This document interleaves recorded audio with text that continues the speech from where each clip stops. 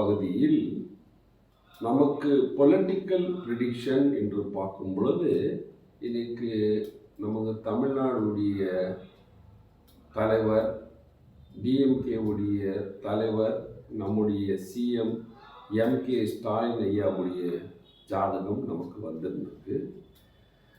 அதாவது ஜாதகம் என்ன சொல்லுது என்று சொல்லும் பொழுது சில பேர் ஏதாவது ஒரு கதையை சொல்வார்கள். இதில் சில பார்க்க வேண்டிய கட்டாயங்கள் சிலது இருக்கு. இவருடைய டேட் நமக்கு இன்டர்நெட்லேருந்து இவங்க கொடுத்துருக்காங்க. 1/3/1953 அப்படின்னு கொடுத்துருக்காங்க. ஆனால் நேரம் சரியாக தெரியவில்லை என்ற பக்கத்தில் மத்தியானம் 12 மணிக்கு சந்திரலக்ன ஜாதகம் போட்டு இதோடைய பலனை நாம் பார்க்கும் பொழுது ஐயாக்கு சிம்ம ராசி பூர்வா பல்குனி நட்சத்திரம் வருகிறது. சிம்ம ராசி வரும் பொழுது கோச்சாரத்தில் இப்பொழுது சனி பகவான் 7ஆம் பாவத்தில் இருக்கிறார்.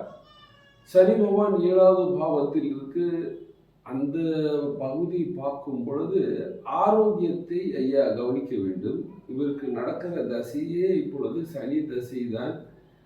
சனி தசையில் இப்பொழுது சுக்கிர புக்தி இருந்து கொண்டு இருக்கின்றது.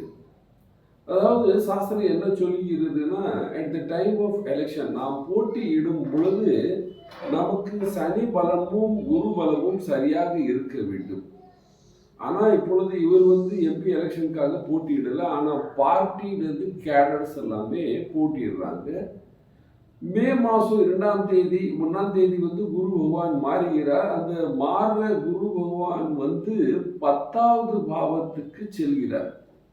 சாஸ்திரம் என்ன சொல்லுகிறது என்று பார்க்கும் பொழுது 10வது பாவத்தில் குரு வரும் பொழுது நாம் எந்த தொழில் செய்தாலும் அந்த தொழிலில் கடுமையாக போட்டி இருக்கும்.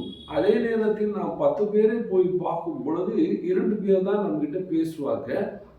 அந்த லாபத்துடைய பட்சம் 10லிருந்து 20% குறையும் என்று சொல்லும் பொழுது நாம் பார்க்குறோம். எலெக்ஷன் ரிசல்ட்ல நமக்கு டிஎம்கேலேருந்து 39 எம்பிஸ் எலெக்ஷனுக்கு நிற்கிறாங்க.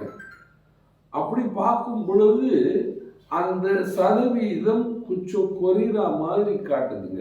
ஆனாலும் எலெக்ஷன் ரிசல்ட் இவர்களுடைய எம்பிகளுக்கு நல்லா தான் வரும். 30லேருந்து 31 சீட்டு டிஎம்கே ஜெயிக்கிற மாதிரியும் 8லேருந்து 9 சீட்டு வரைக்கும் வேற பார்ட்டிகளுக்கு போற மாதிரி காட்டுது. ஏனென்றால் குரு பகவான் 10ஆம் பாவத்திலையும் சனி பகவான் 7வது பாவத்தில் இருக்கும் பொழுது தோற்று போயிடுவார்கள் என்று சொல்லவே முடியாது.